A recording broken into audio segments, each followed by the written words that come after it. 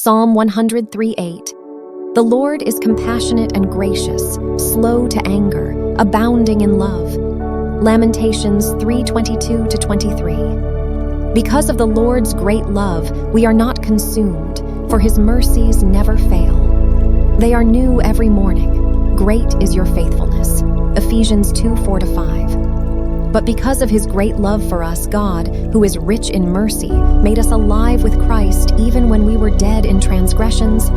It is by grace you have been saved. Micah 7:18. Who is a God like you, who pardons sin and forgives the transgression of the remnant of his inheritance?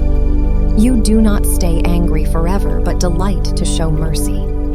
Hebrews 4:16.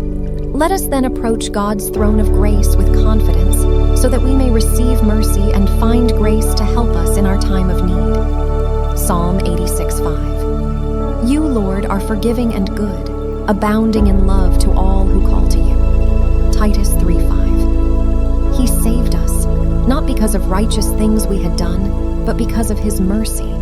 He saved us through the washing